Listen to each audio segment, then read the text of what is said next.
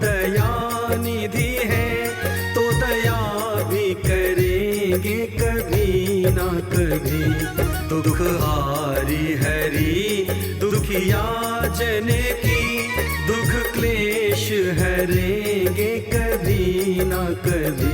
यदि नाथ का नाम दयानिधि है, तो दया भी करेंगे कभी ना कभी। दुख हारी हरि दुखिया जन की, दुख क्लेश हरेंगे कभी ना कभी। यदि नाथ का नाम दयानिधि है।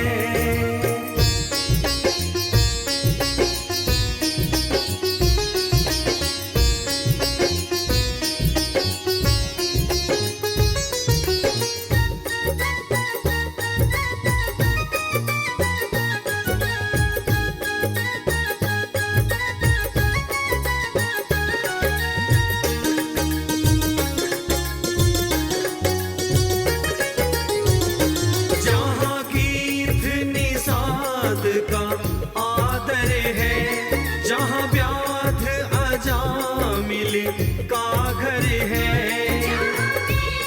निषाद का आदर है, जहाँ व्याध अजामिल का घर है। वहीं भेष बदल के उसी घर में, वहीं भेष बदल के उसी घर में, हम जा ठहरेंगे कभी ना कभी।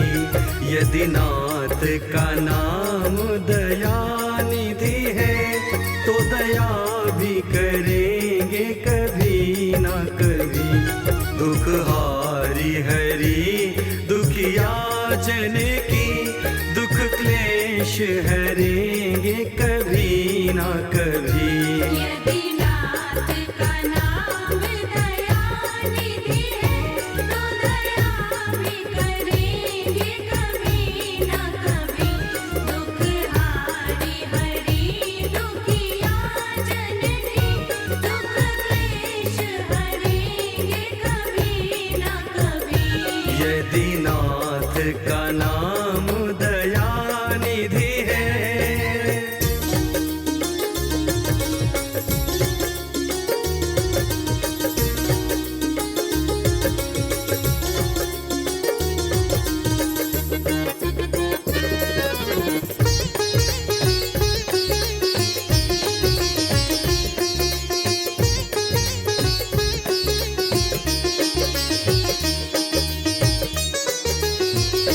जिस अंग की शोभा सुहावनी है, जिस श्यामल रंग में मोहनी है। जिस अंग की शोभा सुहावनी है, जिस श्यामल रंग में मोहनी है। उस रूप सुधा से स्नेहियों की, उस रूप सुधा से स्नेहियों की, दृग प्याल भरेंगे कभी ना कभी। यदि नाथ का नाम दयानिधि है, तो दया भी करेंगे कभी ना कभी। दुख हारी हरि दुखिया जन की, दुख क्लेश हरेंगे कभी ना कभी। यदि नाथ का नाम दयानिधि है, तो दया भी करेंगे कभी ना कभी। दुख हारी हरि दुखिया जन की, दुख क्लेश हरेंगे कभी ना कभी। यदि नाथ का नाम दयानिधि है।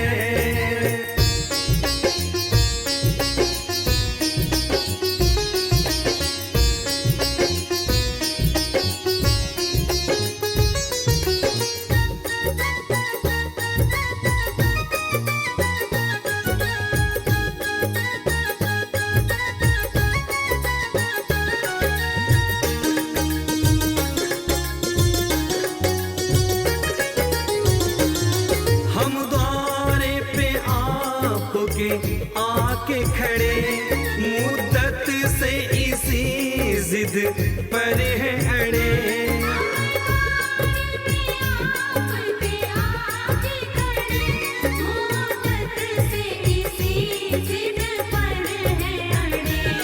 अब सिंधु तरे जो बड़े से बड़े, अब सिंधु तरे जो बड़े से बड़े, देवेंद्र भी तरेंगे कभी ना कभी। यदि नाथ का नाम दयानिधि है, तो दया भी करेंगे कभी ना कभी। दुख हारी हरी दुखिया जन की, दुख क्लेश हरेंगे कभी ना कभी।